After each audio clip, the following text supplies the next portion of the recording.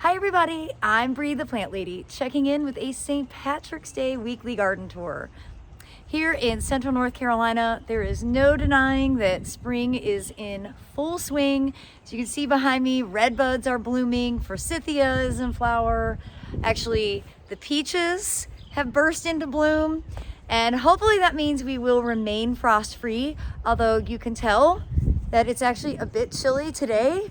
And I'm kind of making this video in between rainstorms. I'm really happy to feel the sunshine for a moment. We've had over 2.5 inches of rain in the last day. I missed the major storms because I was in Pennsylvania over the weekend for a symposium, but I'm glad that I got so many beds fertilized last week, because that means that that fertilizer is really going to get activated and all of the cottage garden seedlings are really going to be able to start taking off. I'm also thrilled to share that I have put the link for the Fuquay garden tour tickets in the description. It's also on my website, so you can easily find that. That will be the only way to see the cottage gardens this spring. I'm not hosting a spring open garden, but the Fuquay garden tour is May 17th and 18th.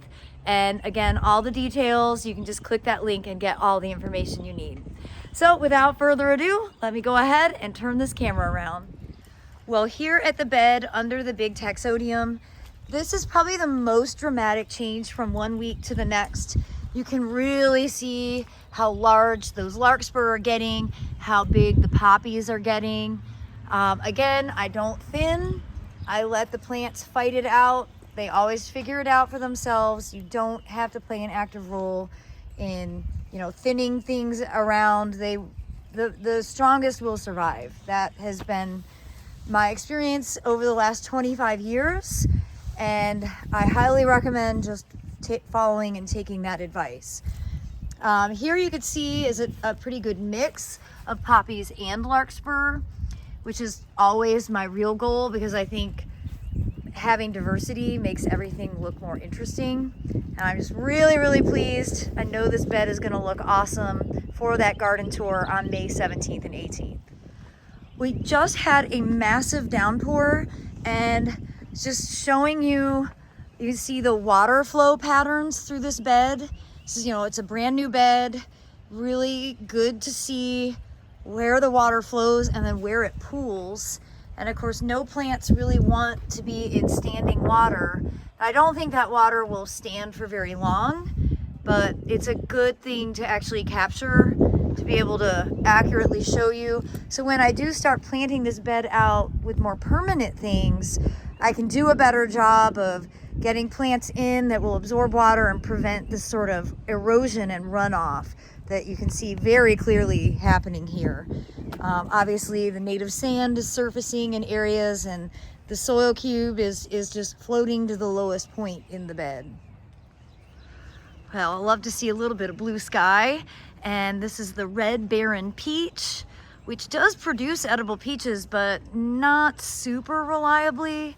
Again, so much of that is based on your local climate, and if we don't have another frost, we will probably get peaches this year.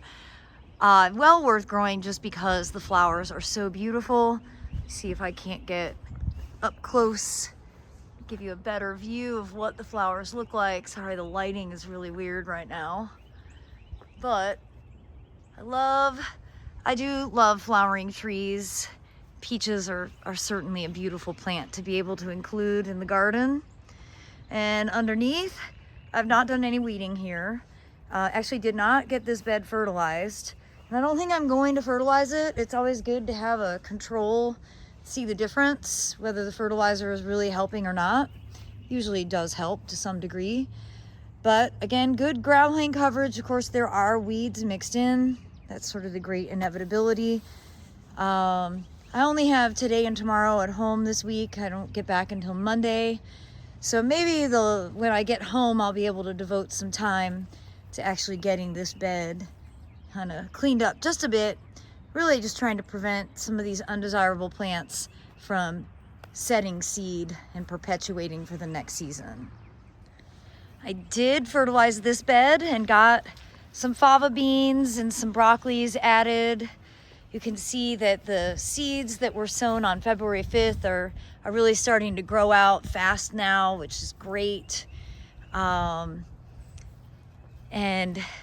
yeah, I'm happy to see this bed is looking more and more full with every passing day. I'm also thrilled to show you some beautiful double hellebores, which I have been collecting for floating flower arrangements. I'm just gonna go ahead and pluck that.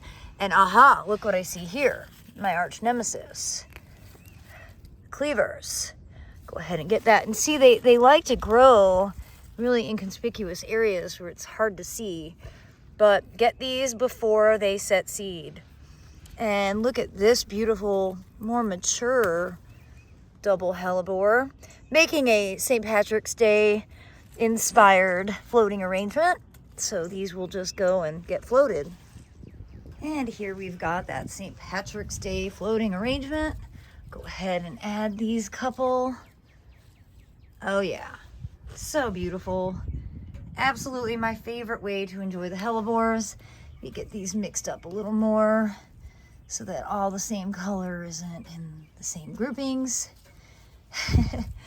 And yes, I just can't even express how much joy this little simple activity provides me. All of the containers that I planted a few weeks ago here along the foundation of the front patio are doing great. You can see the fava beans are growing really strong. Great to see strawberries starting to bloom and tiny fruits forming. I think these are all cauliflowers, so I'll be very excited to be able to start harvesting from these. And the native beds are definitely coming back to life. You can see the muley grass has really started to flush out a lot of new growth. Great to see agastaches coming back, and you can really see the Solidago rugosa and how it's ultimately kind of spreading and taking over.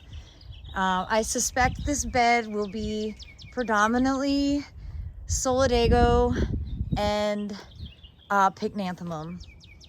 That's my prediction. I'm fine with that. My new approach to the native beds is just to kind of let the plants do what they want. Stop thinking that I'm in the driver's seat, because I'm not. Learn from their behavior, and then recognize that I don't need to put Solidago in every single bed. I can have one massive stand of it, and then I can have the other square footage devoted to other plants that maybe aren't quite as aggressive. And that's certainly a good lesson for me to learn from all of these beds. Obviously you can see good poppy germination around the ring of the newer area. And here you can see Monarda is taking over the ground plane. Let's see, I do have labels in here, so that's something. No, Ilex glabra, that's not an Ilex glabra. What does this say? Ugh. Pycnanthemum virginianum, there we go. And with some chickweed mixed in. Let's go ahead and grab that chickweed out. So don't necessarily want this bed to be filled with chickweed, and there is quite a bit of it. Probably could get a pair of gloves, bring a wheelbarrow, and actually do this properly without a cell phone in my hand. I'm really pleased to see that the Caloroe, which I planted last spring, is starting to kind of take hold, and I think Caloroe is a really wonderful native plant. Of course, all the muley grass is doing really well. I'm not sure that the Itea loves being burnt. That one got pretty scorched, but you can see it's got new growth coming out at the base. So that's a good sign. It's not dead, but some of those older stalks might not actually flush back out. I have not gotten this bed done. I think because I kind of forgot about it.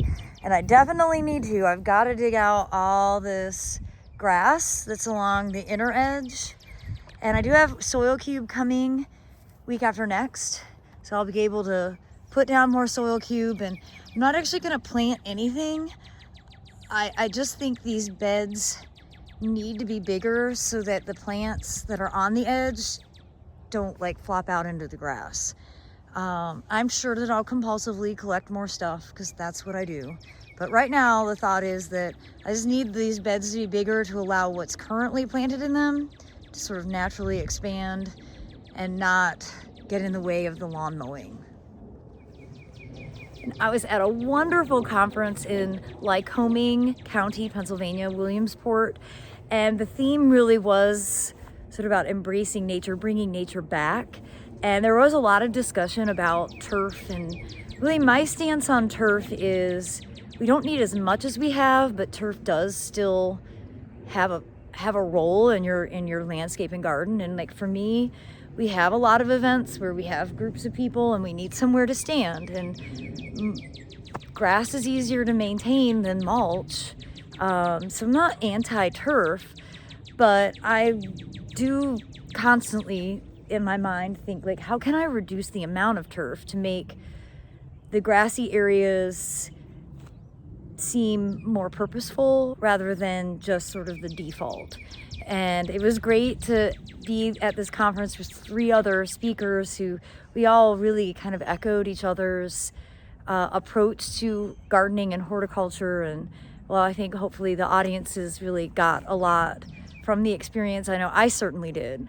I'm very grateful that I have the opportunity to go to so many symposiums because I learned so much from all of the presentations.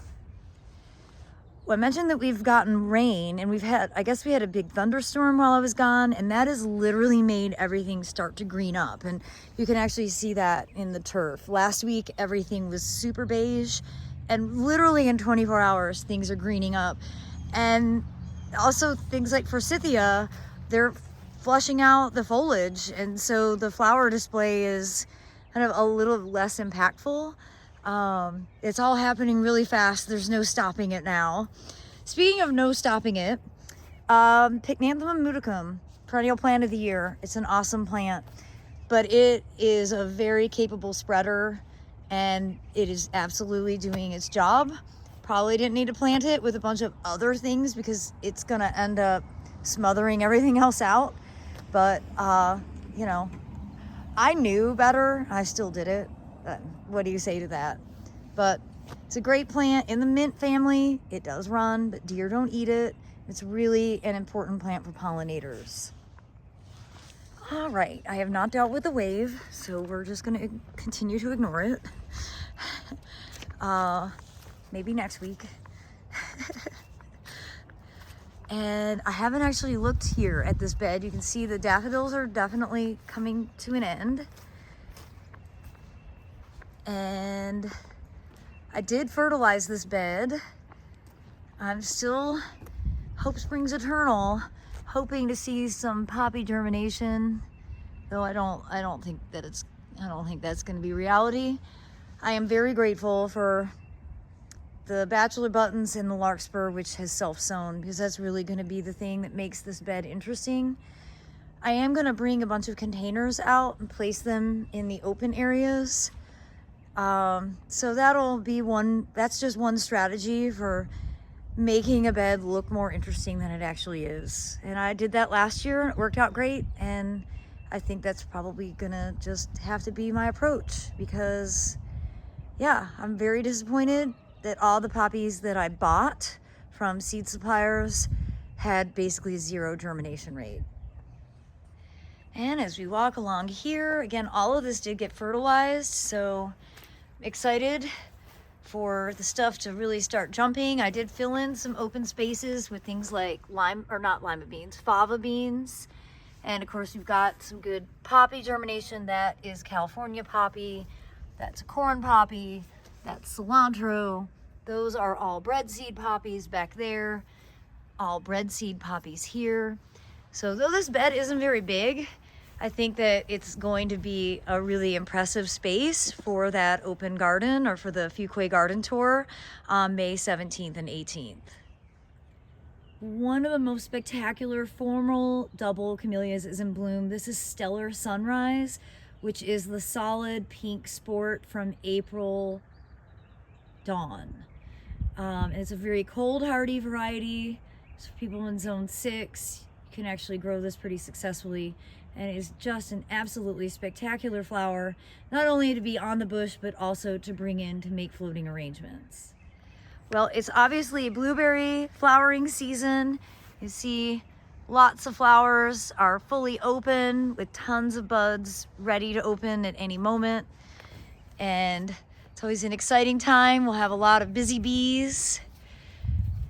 Callie and I did get these beds done, and oh, I missed the boat harvesting that broccoli. You can see it's already starting to flower.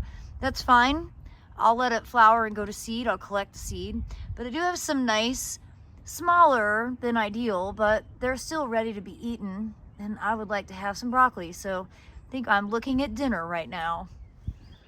And hopefully you all tuned in to last week's seedling ID videos, so I won't go deep into the details of everything, but I'm very pleased with the ground plane coverage that I have here and really in all these beds.